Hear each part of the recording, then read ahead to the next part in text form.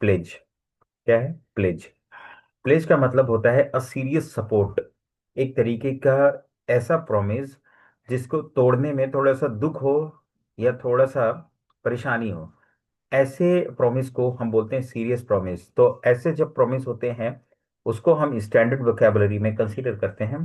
किस वर्ड के साथ? प्लेज के साथ। तो प्लेज एक वर्ड है, एक वर्ड है प्लेज, जिसका हिंदी में मतलब होता है वादा करना।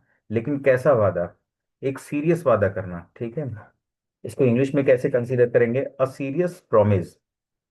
प्लेज की इंग्लिश मीनिंग क्या हो जाएगी? A serious promise. अब इस पर्टिकुलर वर्ड को हमें सेंटेंस में डालना है, इस प्लेज वर्ड को हमें एग्जाम्पल में डालना है।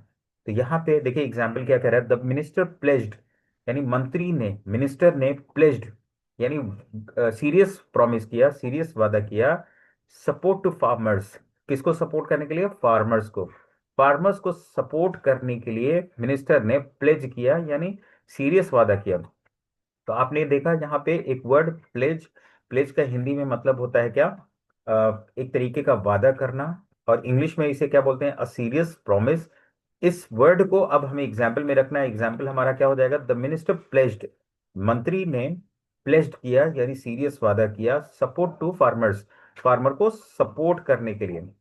सिमिलरली हमारा जो दूसरा वर्ड है वो क्या है? लूम। लूम का मतलब होता है एक धमकी के रूप में अपीयर होना, एक धमकी के रूप में अपीयर होना। कैसा? एक धमकी के रूप में अपीयर होना।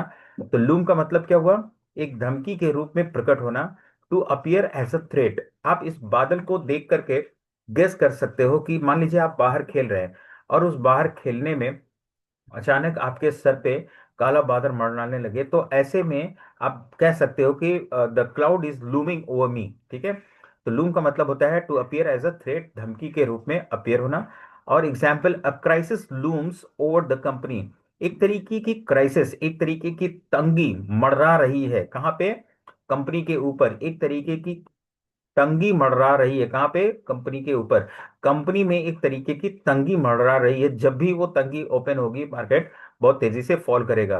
तो सेकंड हमने क्या देखा? सेकंड हमारा जो वर्ड है वो लूम है, और इसका इंग्लिश में मतलब क्या हुआ? To appear as a threat, एक धमकी के रूप में अपीयर होना, एक धमकी के रूप में प्रकट होना। A crisis loom over the company, company के अंदर एक तंगी जो है मंडरा रही है, जब भी ये अपना असर डाले, जब भी ना ये अपना असर डाले। तो इस तरीके से सेकंड वर्ड आपने देखा लूम और उसकी इंग्लिश मीनिंग, और इस लूम वर्ड को हमने यहाँ पे एग्जाम्पल में पुट किया। सेम उसी तरीके से हम नेक्स्ट वर्ड की तरफ बढ़ेंगे। नेक्स्ट वर्ड हमारा है पुश। देखिए बेसिकली अगर आप देखेंगे पुश, तो पुश जो हमारा वर्ड है ना, उसको हिंदी में फाइंड आउट करेंगे तो पता चलेगा धक्का देना। पुश मतलब क्या होता है? धक्का देना। लेकिन यहाँ पे धक्का देना नहीं है, यहाँ पे है टू इनकरेज। क्या करना? टू इनकरेज, यानी किसी को साहस देना। मान लीजिए कि बहुत सारे हमारे आसपास में या हमारे क्लास में या हमारे नॉलेज में कोई बहुत पुअर होता है, बहुत डल होता है, तो हम उसको क्या करते हैं? इनकरेज करते हैं। तो कहते हैं ना, मतलब इसको पुश करना पड़ता है। कभी कभी कुछ लड़के डल होते हैं तो उसको किसी भी काम करने के लिए पुश करना पड़ता है।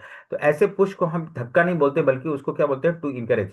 तो पुश मतलब क्या होता है? किसी को साहस देना, टू इनकरेज, यानी किसी को इनकरेज करना। अब यहाँ पे वो कोई पर्सन भी हो सकता है, कोई कंपनी भी हो सकती है, कोई चीज भी हो सकती है। यहाँ पे हमने एग्जाम्पल में देखा कि ये पुश वर्ड एग्जाम्पल में कैसे आ रहा है? द पॉलिसी विल पुश, यानी जो पॉलिसी है, जो नियम है, जो नया कानून है, the policy will push economic growth. Policy क्या करेगी? वो इकोनॉमिक ग्रोथ को पुश करेगी, जो हमारी इकोनॉमिक ग्रोथ है उसको पुश करेगी, उसको इंकरेज करेगी। कौन? ये नई पॉलिसी।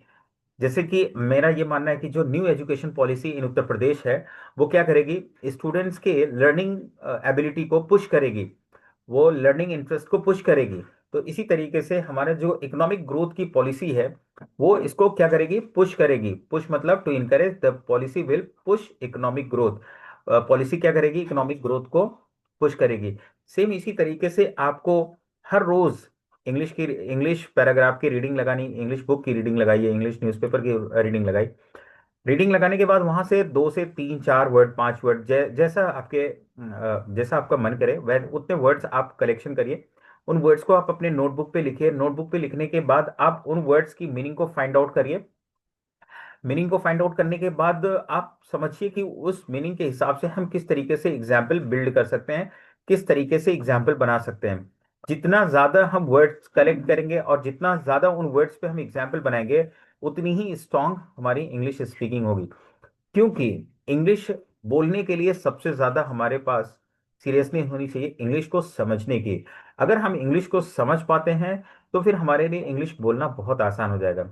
अगर हम समझ नहीं पाते हैं तो हम बिल्कुल भी नहीं बोल पाएंगे। तो इसीलिए समझने के प्रोसेस में इस तरीके की वर्ड प्रैक्टिस आपके लिए बहुत हेल्पफुल हो सकती है।